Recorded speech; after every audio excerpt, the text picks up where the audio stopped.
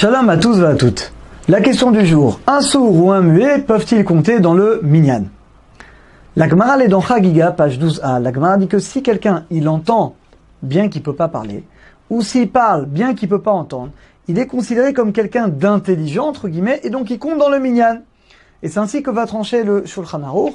Donc si quelqu'un il a un des deux, c'est bon, il compte dans le minyan. Par contre, si lo alenu, il est sourd et il est muet, là, bien entendu, dans ce cas-là, il ne pourra pas compter dans le minyan. Alors d'abord, la première question, ce qui est étonnant, ce qu'on doit essayer de comprendre. Pourquoi? La personne, elle entend, mais elle ne peut pas parler. Donc, elle ne pourra pas répondre Amen. On est 9 avec lui, on est 10 juste avec lui. Comment on peut permettre de faire un Kaddish alors que concrètement, on n'aura pas 9 personnes qui vont répondre Amen? Je dis 9 personnes parce qu'il y a le Chazal, bien entendu, qu'on ne compte pas. Malgré tout, la Gemara dit dans Sanhedrin, page 39a, que tant qu'il y a un minyan, tant qu'il y a 10 juifs, 10 adultes, il y a la shrina, il y a la présence divine. Ce qui veut dire concrètement que pour un Kaddish ou pour Barechou, bien que j'ai le Chazan, je compte pas le Chazan, j'aurai que 8 personnes qui vont répondre Amen, le 10e, il peut pas parler le pauvre, donc finalement, c'est pas grave, on pourra quand même dire le Kaddish.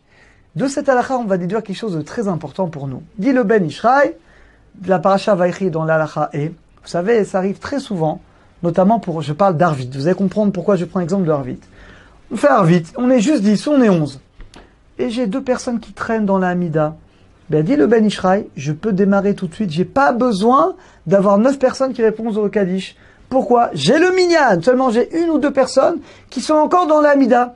J'ai pas besoin de les attendre.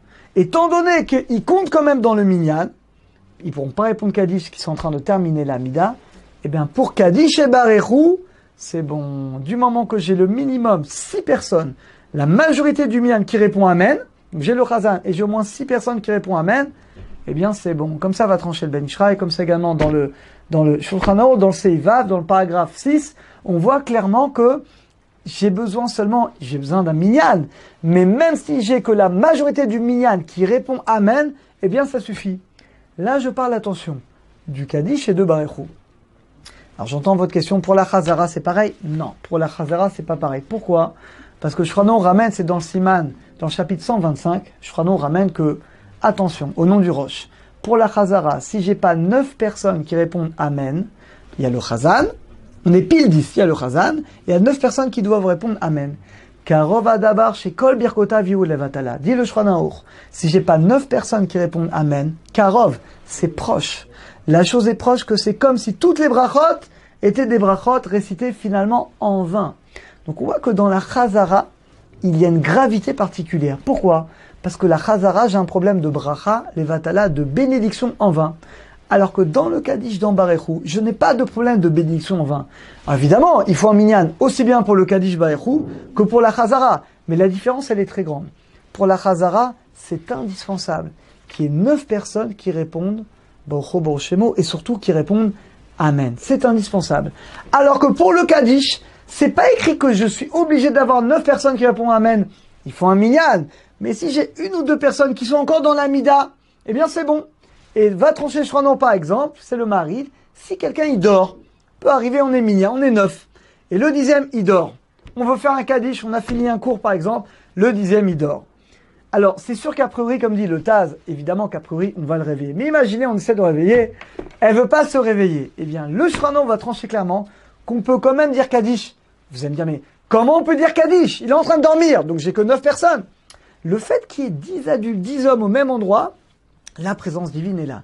Donc s'il ne peut pas répondre Amen, évidemment qu'à priori on va le réveiller, mais si on n'arrive pas à le réveiller, on pourra quand même réciter le Kaddish. Ça c'est pour Kaddish et Barechou.